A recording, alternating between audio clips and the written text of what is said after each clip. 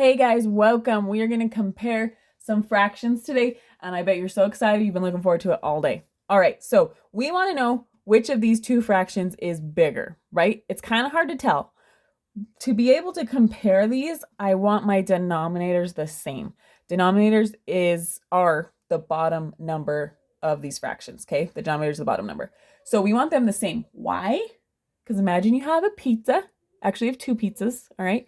One of them's cut into 4 pieces. One of them is cut into 3 pieces, okay? And one kid is like, hey, I ate 3 of those 4 pieces of that pizza. And another kid is like, hey, I ate 2 of those 3 pieces of that pizza. And they're arguing about who ate more. It's hard to tell, right? Because the bottom numbers aren't the same, okay? But if they were, it'd be easy to tell. So we're going to get those bottom numbers the same, the denominators. Okay, to be able to do that, we need to find the LCM.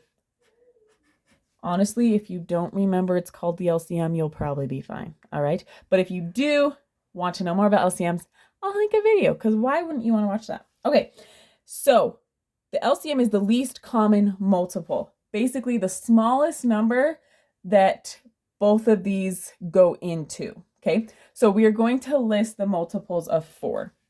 What are the multiples of 4? Well, 4 times 1 is 4. 4 times 2 is 8.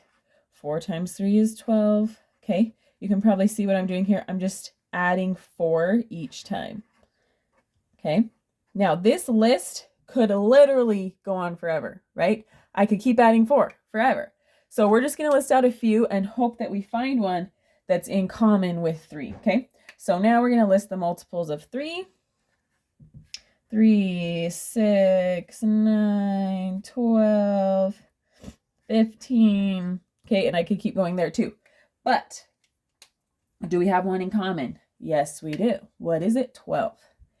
Okay, and as you do these more and more, you won't have to list these out anymore. You'll just know what it is, okay? Exciting day, right?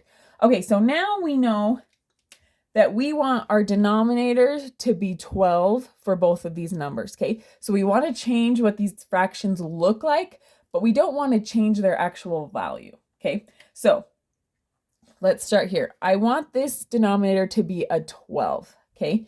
So what do I multiply 4 by to get 12?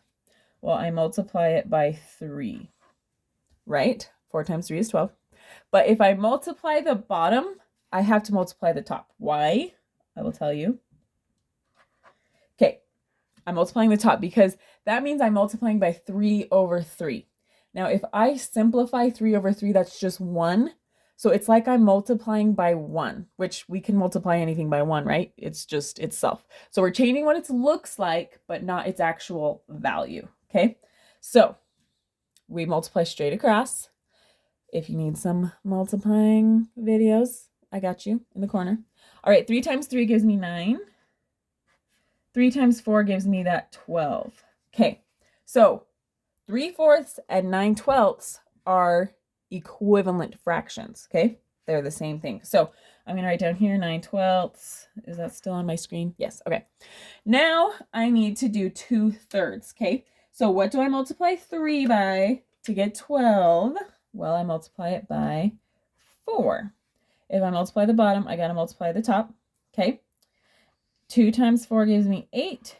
3 times 4 gives me 12, okay? So 2/3 and 8/12 are the same, okay? So now it's easy to tell which one is bigger, right? 9 out of 12 or 8 out of 12?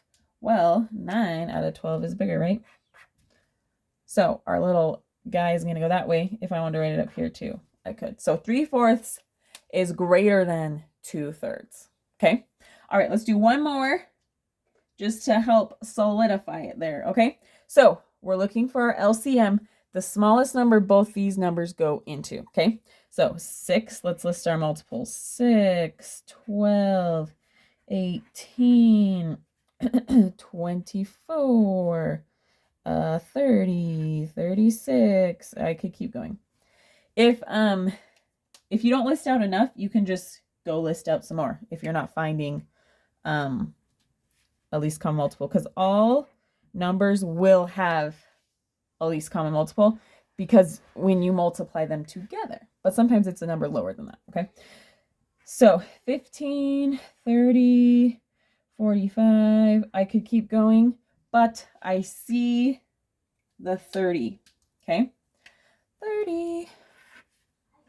Okay, so now we're just going to change our fractions. So what do I multiply 6 by to get 30? I multiply it by 5. So I'm going to multiply the top and the bottom, which will give me 25 over 30. Okay, feeling okay about that? All right, 15, what do I multiply that by to get 30? I multiply it by 2. If I multiply the bottom, I gotta multiply the top. 13 times 2 is 26. Fun fact, that's my lucky number. All right, 15 times 2 is 30. All right, so now we have 25/30ths compared to 26/30ths. Oh my gosh, those were close. So which one's bigger? Well, obviously 26 is bigger, right?